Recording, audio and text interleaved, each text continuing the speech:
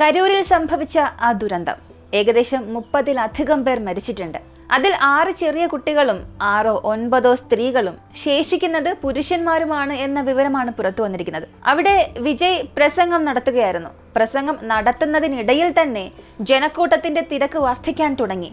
ആളുകൾ പരസ്പരം തിങ്ങി നിറയാൻ തുടങ്ങി. കരൂരിൽ ഇതുവരെ ഇങ്ങനെ ഒരു വലിയ രാഷ്ട്രീയ ജനക്കൂട്ടം ഒരിക്കലും ഉണ്ടായിട്ടേയില്ല.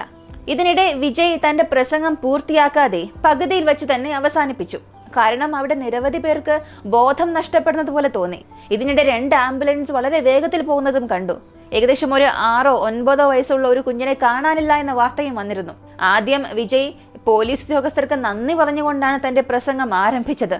അവസാനം ഇതേ പോലീസുകാർക്ക് അദ്ദേഹം ഒരു അപേക്ഷയും ഉന്നയിച്ചു, ആ കുട്ടിയെ എങ്ങനെയെങ്കിലും കണ്ടെത്തണമെന്ന്. ഇവിടെ എന്താണ് സംഭവിക്കുന്നത് എന്നതിലുപരി ഇനി എന്താണ് സംഭവിക്കാൻ പോകുന്നത്, ഇതാണ് ശ്രദ്ധിക്കേണ്ട കാര്യം. പലരും പല കോണിൽ നിന്ന് ഇതിനെക്കുറിച്ച് സംസാരിക്കുന്നുണ്ട്. എന്നാൽ ഈ വാർത്തയെ 3 വ്യത്യസ്ത കോണിൽ നിന്നും നമ്മൾ കാണേണ്ടത് അത്യാവശ്യമാണ്. ആ 3 കോണിൽ കണ്ടതിന് ശേഷം ജനങ്ങളായ നിങ്ങൾ എന്ത് വിധി പറയാൻ പോകുന്നു എന്നുള്ളതാണ് ഈ ഒരു വീഡിയോയുടെ ഉദ്ദേശം തന്നെ.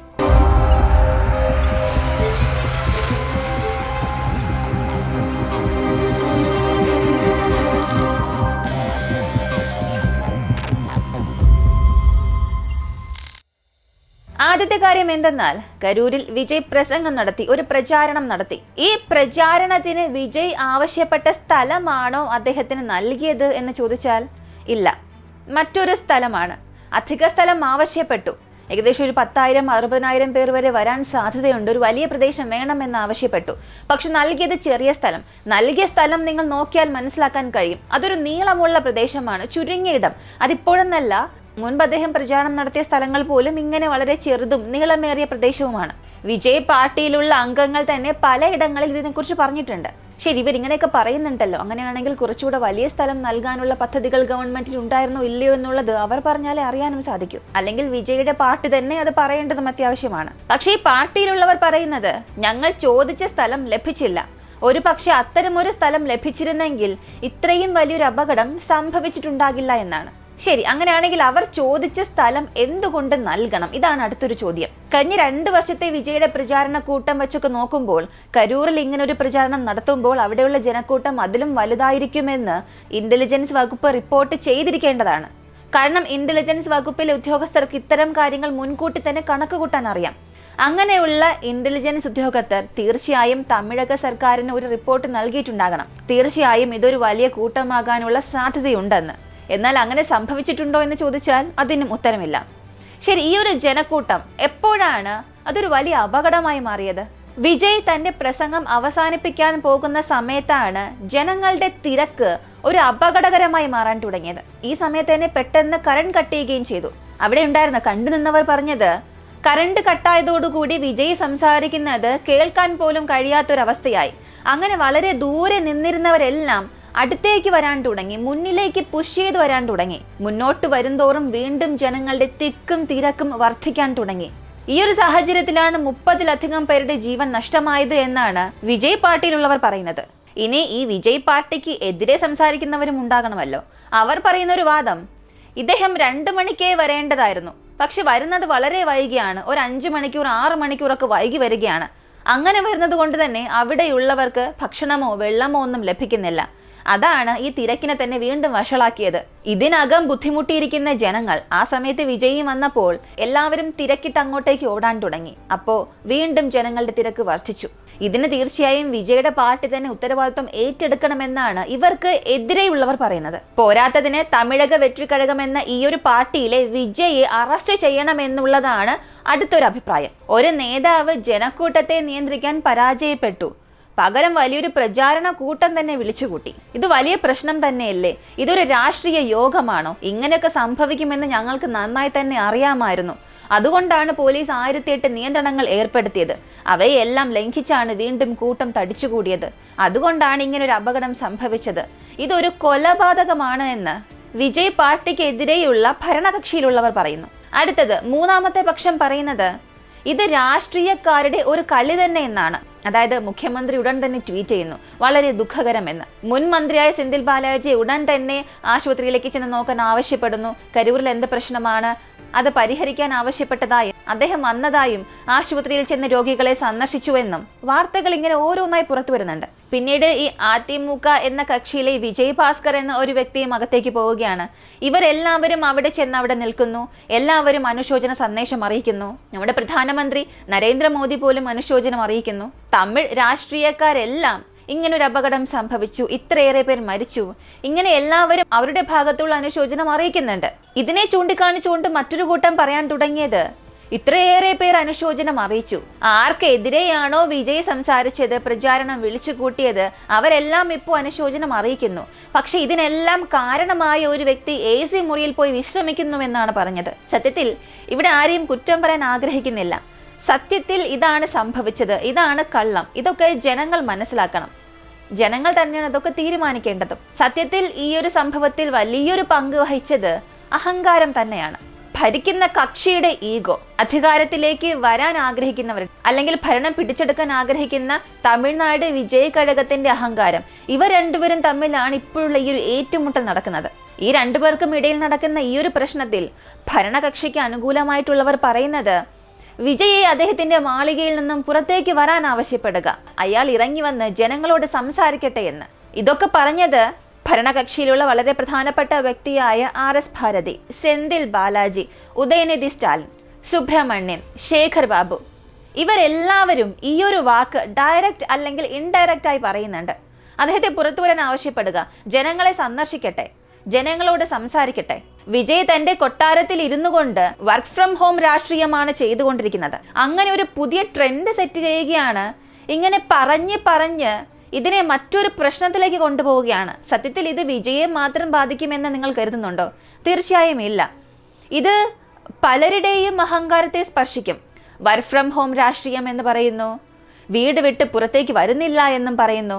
ഇതൊക്കെ കേൾക്കുന്ന അവിടെയുള്ള യുവാക്കൾ, ഈ വിജയുടെ ഡൈഹർട്ട് ഫാൻസ് എന്നൊക്കെ പറയില്ല, ഇവർ കേട്ടാൽ എന്തായിരിക്കും ചെയ്യുക? വിജയുടെ ശക്തി എന്നത് അദ്ദേഹത്തിന്റെ അനുയായികളാണ്. അനുയായികൾ എന്ന് പറയുന്നതിനെക്കാട്ടിലും അവരുടെ ഫാൻസ് എന്ന് പറയാം, അതായിരിക്കും നല്ലൊരു വാക്ക്. ഈ ആരാധകർ എന്നൊക്കെ പറയുമ്പോൾ എത്ര വയസ്സുണ്ടാകും? 14 വയസ്സിന് താഴെയുള്ളവരെ മാറ്റി നിർത്താം. പക്ഷെ 14 വയസ്സും അതിന് മുകളിലുള്ള ഒരുപാട് പേർ, 14 വയസ്സ് 35 വയസ്സ് വരെയുള്ള ഒരുപാട് യുവാക്കൾ, ഇവരാണ് തീവ്ര ഫാൻസ്. ഈ സമയങ്ങളിൽ ഇവരുടെ മനോഭാവം എന്തായിരിക്കും? നമ്മുടെ നേതാവിനെ, നമ്മുടെ വിജയെ ഇങ്ങനെ പറഞ്ഞു, നമ്മുടെ കുടുംബത്തിലുള്ള ഒരാളെയാണ് ഇങ്ങനെ പറഞ്ഞത്, അദ്ദേഹം പുറത്തേക്ക് വന്നാൽ എന്ത് സംഭവിക്കുമെന്നറിയാലോ, അദ്ദേഹം പുറത്തിറങ്ങിയാൽ ഇത്ര വലിയ ജനക്കൂട്ടം കൂടും. അദ്ദേഹത്തിന്റെ പാർട്ടിയിലുള്ളവർ തന്നെ പറയുന്നുണ്ട്, അദ്ദേഹത്തെ പുറത്തേക്ക് കൊണ്ടുവരുന്നത് ഒരു പ്രശ്നമേ അല്ല, പക്ഷേ തിരിച്ചു കൊണ്ടുപോകുന്നതാണ് വലിയ പ്രയാസം. അപ്പോൾ ഈ വിജയ് ഫാൻസിന്റെ അഹങ്കാരത്തെ ആയിരിക്കും ഇത് വീണ്ടും വീണ്ടും സ്പർശിക്കുക. ഇത് അടുത്ത് ഏത് തരത്തിലുള്ള പ്രത്യാഘാതം ഉണ്ടാക്കുമെന്നുള്ളതാണ് അറിയേണ്ടത്. തമിഴക വെട്രി കഴകം അവരുടെ ഈ തിരഞ്ഞെടുപ്പ് പ്രചാരണത്തിനായി സ്ഥലങ്ങൾ ആവശ്യപ്പെടുമ്പോഴും പലപ്പോഴും അത് നിഷേധിക്കപ്പെട്ടിട്ടുണ്ട്. നിങ്ങൾക്ക് ഞങ്ങൾ മറ്റൊരു സ്ഥലം നൽകാമെന്നൊക്കെ ആദ്യ വർഷം മുതൽ തന്നെ, അതായത് ആദ്യം മുതൽ നടത്തിയ സമ്മേളനത്തിൽ ഇവർ ആവശ്യപ്പെട്ട സ്ഥലങ്ങൾ നൽകിയിട്ടേയില്ല. ആദ്യം നടത്തിയ സമ്മേളനം, പിന്നീട് മധുരയിൽ നടത്തിയ സമ്മേളനം, ഇതെല്ലാം ജനങ്ങൾ വ്യക്തമായി കാണുന്നുണ്ടായിരുന്നു. അവിടെ ഒന്നുകിൽ ട്രാഫിക് ജാം ആയിരിക്കും ഉണ്ടാവുക, അല്ലെങ്കിൽ വഴി അവിടെ തടഞ്ഞു വെക്കുക, അതുമല്ലെങ്കിൽ വലിയ രീതിയിൽ സ്ഥലങ്ങളെ നിഷേധിക്കുക. ഇങ്ങനെ ഇവർക്ക് ആവശ്യമായ സ്ഥലം നൽകാതെ വലിയൊരു രാഷ്ട്രീയമായിരുന്നു ഇതിന് പുറകിൽ സംഭവിച്ചുകൊണ്ടിരുന്നത്. ഇവയെല്ലാം തമിഴക വെട്രിക്കഴക പാർട്ടി അനുയായികളുടെ മനസ്സിൽ വലിയൊരു ആഘാതം തന്നെ സൃഷ്ടിച്ചു. അതുകൊണ്ട് തന്നെ വിജയ് ഇനി എവിടെ ചെന്നാലും അദ്ദേഹത്തിനായി ഒരു വലിയ ജനക്കൂട്ടത്തെ നൽകണമെന്ന് ഈ ഫാൻസ് തന്നെ തീരുമാനിക്കുന്നു. ശരി, ഞാൻ ആദ്യം പറഞ്ഞതുപോലെ ഇന്റലിജൻസിന് അറിയാം വിജയ് വന്നാൽ ഇത്ര വലിയൊരു ജനക്കൂട്ടം വരും എന്നുള്ളത് അവർക്കറിയാം. ഇത് വിജയ്ക്ക് അറിയില്ലേ എന്ന് ചോദിച്ചാൽ അദ്ദേഹത്തിനും ഇത് നന്നായി തന്നെ അറിയാം. കോടതി ഒരേ ഒരു കാര്യം മാത്രമായിരുന്നു പറഞ്ഞത്, നിങ്ങൾ സമ്മേളനം നടത്തുമ്പോൾ ജനക്കൂട്ടത്തെ നിയന്ത്രിക്കേണ്ടത് നിങ്ങളാണ് എന്ന്. പക്ഷെ ഇവിടെ വിജയുടെ ഈ ജനപ്രീതി തന്നെ അത്ര വലിയ ശക്തിയാണ്. ഇത്ര വലിയ ജനപ്രീതിയുള്ള ഒരാളെ കൊണ്ട് ജനക്കൂട്ടത്തെ നിയന്ത്രിക്കാനാകുമോ എന്ന് ചോദിച്ചാൽ അവിടെയും നമുക്ക് ഈ ഫാൻസിനെ തന്നെ പറയേണ്ടി വരും. ഇങ്ങനൊരു വ്യക്തി വരികയാണെങ്കിൽ ഈ യുവാക്കളുടെ എല്ലാം ഫാൻസിന്റെ അഹങ്കാരമെല്ലാം അങ്ങ് പൊട്ടിത്തെറിക്കും. ഞങ്ങളുടെ നേതാവിനായി ഞങ്ങൾ വരുമെന്ന ഒരു മനോഭാവത്തോടു കൂടി നദി പോലെ ജനങ്ങൾ ഇങ്ങനെ ഒഴുകിയെത്തും. അതും നിയന്ത്രണാതീതമായി തന്നെയായിരിക്കും സംഭവിക്കുക. ഇത് ഇവരുടെ ഈഗോയാണ്. അടുത്ത് നോക്കിയാൽ ഭരിക്കുന്ന പാർട്ടിയുടെ ഒരു ഈഗോയാണ്. അവർക്ക് എന്തായിരിക്കും പ്രശ്നം? നമുക്കെതിരെ വളർന്നു വരുന്ന ഒരു പാർട്ടി, ഇപ്പോൾ വന്ന പാർട്ടി എങ്ങനെയാണ് നമ്മുടെ നേതാവിനേക്കാളും ഉയരാൻ കഴിയുക? നമ്മുടെ CM-നെതിരെ അവർക്ക് എങ്ങനെ സംസാരിക്കാൻ കഴിയും? ഇപ്പൊ വന്ന പാർട്ടിക്ക് എങ്ങനെ വളരെ എളുപ്പത്തിൽ ഒരു സമ്മേളനം നടത്താൻ സാധിക്കും? എങ്ങനെയാണ് ഇത്ര വലിയൊരു ജനക്കൂട്ടം അയാൾക്ക് വേണ്ടി കൂടാൻ കഴിയുക? ഇങ്ങനെ ഒരു അഹങ്കാരം ഭരിക്കുന്ന പാർട്ടിക്കും പൊട്ടിപ്പുറപ്പെടും. ആ ഒരു ഈഗോ എവിടെയായിരിക്കും ചെന്ന് നിൽക്കുക? നോക്കുക, അദ്ദേഹം ഇത്രയെല്ലാം വരുത്തി വെച്ചിട്ട് AC മുറിയിൽ ചെന്ന് വിശ്രമിക്കുകയാണ്. അയാൾ വന്ന് അനുശോചനം അറിയിക്കേണ്ടതാണല്ലോ എന്നൊക്കെയാണ് ഇപ്പോൾ വിമർശനം അറിയിക്കുന്നത്. എന്നാൽ ഈ പറയുന്ന അതേ വ്യക്തികൾ തന്നെയാണ് മുൻപ് പറഞ്ഞത്, ഒരു 2-3 മാസത്തിന് മുൻപ് പറഞ്ഞത്, അദ്ദേഹം പുറത്തേക്കേ വരുന്നില്ലല്ലോ, പുറത്ത് വന്ന് അയാളെ രാഷ്ട്രീയം ചെയ്യാൻ ആവശ്യപ്പെടുക എന്നൊക്കെ.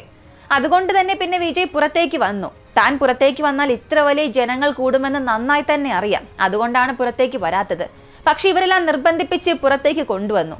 പുറത്തേക്ക് വന്നപ്പോൾ ഇത്ര വലിയൊരു പ്രശ്നം വന്നു. പ്രശ്നം വന്നപ്പോൾ വീണ്ടും പറയുന്നത് എന്ത്? ഇദ്ദേഹം എന്തുകൊണ്ട് ഇപ്പോൾ പുറത്തു വരുന്നില്ല, എന്തുകൊണ്ട് ആശുപത്രിയിലേക്ക് പോകുന്നില്ല, എന്തുകൊണ്ട് അനുശോചനം അറിയിക്കുന്നില്ല എന്ന്. ആശുപത്രിയിലേക്ക് പോയാൽ വീണ്ടും എന്തായിരിക്കും സംഭവിക്കുക? ജനങ്ങൾ കൂടും, വീണ്ടും അവിടെ ഒരു വലിയ പ്രശ്നമുണ്ടാകും. ഇപ്പൊ തന്നെ ഒരു അപകടം, 31-ലേറെ പേർ മരിച്ചു. ഇത് തന്നെ ഒരു വലിയ ദുരന്തമാണ്. വീണ്ടും വിജയ് അവിടെ വരാൻ പറയുന്നു എന്നുണ്ടെങ്കിൽ അവിടെയും ഒരു രാഷ്ട്രീയം കളിക്കാൻ ആഗ്രഹിക്കുകയാണ്. ഈ രീതിയിലാണ് ഓരോ വിഭാഗവും രാഷ്ട്രീയം കളിക്കുന്നത്. ശരി, ഇനി ഈ സമ്മേളനത്തിനായി വന്ന ജനങ്ങൾ, ചെറുതു മുതൽ വലിയവർ വരെയും എത്ര പേരാണ്? വന്നവർക്കെങ്കിലും അറിയണമല്ലോ, ചെറിയ കുട്ടികളെ കൊണ്ടുവരാൻ പോടില്ല, കുഞ്ഞുങ്ങൾ വന്നാൽ പ്രശ്നമായി മാറും, സ്ത്രീകൾ വരാൻ പാടില്ല. ഇങ്ങനെ അവരെങ്കിലും ചിന്തിച്ചോ? അവിടെയും ഇങ്ങനെയുള്ള വ്യക്തികൾക്ക് യാതൊരു അറിവുമില്ല. വാർത്തകളിലൊക്കെ കാണുന്നുണ്ട് 3 മാസം പ്രായമുള്ള കുഞ്ഞിനെയും കൊണ്ടൊരു അച്ഛൻ വന്നത്. കുഞ്ഞിന് വിജയ് പേരിടണമെന്ന് പോലും. അതിനുവേണ്ടിയാണ് ആ കുഞ്ഞിനെയും കൊണ്ട് ഇത്രയും തിരക്കേറിയ സ്ഥലത്ത് വന്നത്. ആ കുഞ്ഞിനും അച്ഛനും എന്ത് സംഭവിച്ചു എന്നുള്ളത് പോലും അറിയില്ല. വിജയ് വന്നാൽ ഇത്രയേറെ ജനക്കൂട്ടം വരും എന്നുള്ളത് എല്ലാവർക്കും അറിയാവുന്ന ഒരു കാര്യം തന്നെയല്ലേ? എല്ലാ TV ചാനൽസിലും ലൈവായി കാണിച്ചുകൊണ്ടിരിക്കുകയല്ലേ? എന്നിട്ട് കൂടിയും നിയന്ത്രിക്കാനാകാത്തത്ര ജനക്കൂട്ടം വന്നപ്പോൾ എന്ത് സംഭവിക്കും എന്നുള്ളതിന് ഇതാണ് ഏറ്റവും നല്ലൊരു ഉദാഹരണം. ഇത്തരത്തിലുള്ള ദുരന്തം സംഭവിക്കരുത് എന്നാണ് എല്ലാവരും ആഗ്രഹിച്ചത്.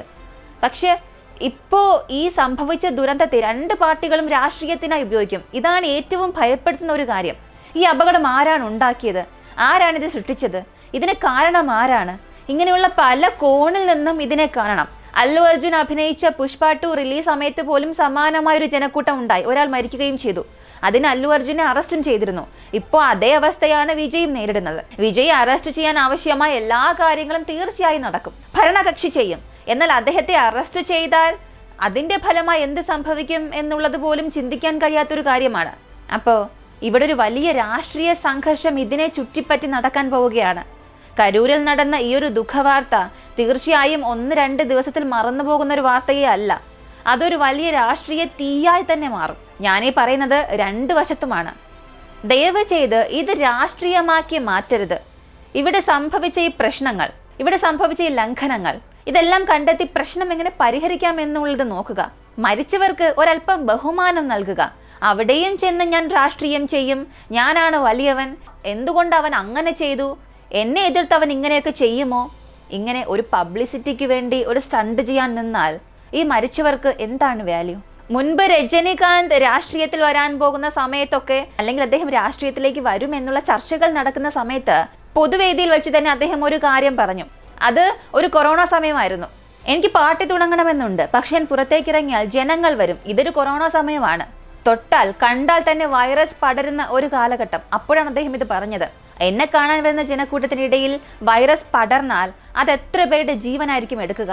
ആ ഒരു കുറ്റബോധം തന്നെ എന്നെ കൊല്ലും. അതുകൊണ്ട് എനിക്ക് പാർട്ടി വേണ്ട. ഒരു പക്ഷേ ഞാൻ പരാജയപ്പെട്ടവനാണെന്ന് നിങ്ങൾക്ക് എന്നെ വിളിക്കാം, സാരമില്ല. എന്നെ ഭീരുവെന്ന് നിങ്ങൾക്ക് വിളിക്കാം. പക്ഷെ എൻ്റെ ആരാധകർക്ക് ജീവൻ നഷ്ടപ്പെടരുത്.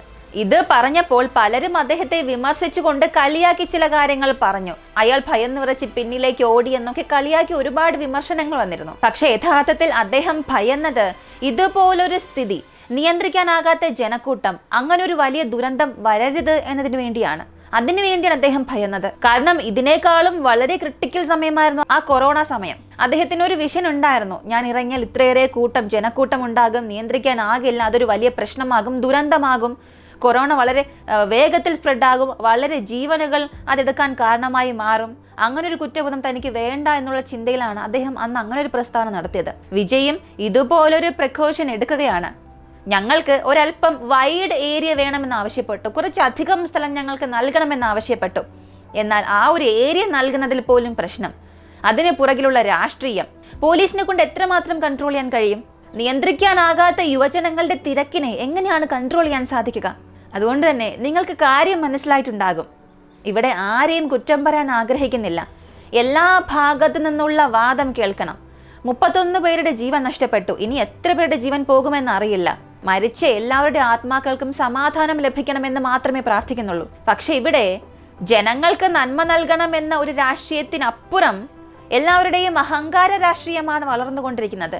എന്നെക്കാളും മുകളിലേക്ക് ആരും വരാൻ പാടില്ല. ഒരു അധികാരമോഹം തലയ്ക്ക് പിടിച്ച രാഷ്ട്രീയം എന്നൊക്കെ പറയില്ലേ, അധികാരമുള്ളവരുടെ അഹങ്കാരം പോലും ഇവിടെ പ്രതിഫലിച്ച് കാണുന്നുണ്ട്. ഇങ്ങനെ 1-2 പേരുടെ അല്ല, എല്ലാവരുടെയും അഹങ്കാരത്തിന്റെ ഫലമാണ് ഇന്ന് ഇത്രയും പേരുടെ മരണത്തിനും കാരണമായത്. എന്തായാലും ഈ ഒരു സംഭവത്തെക്കുറിച്ചുള്ള നിങ്ങളുടെ അഭിപ്രായം കൂടെ ദയവ് ചെയ്ത് കമന്റിൽ പറയുക. ഇതിൽ ആരെയും കുറ്റം പറയാൻ നമ്മൾ ആഗ്രഹിക്കുന്നില്ല. പക്ഷേ നിങ്ങൾക്ക് നിങ്ങളുടേതായ ചില ഒപ്പീനിയൻസ് ഉണ്ടായിരിക്കുമല്ലോ, അത് തീർച്ചയായും കമന്റിൽ പറയാം. മറ്റൊരു വീഡിയോയുമായി വീണ്ടും കാണാം.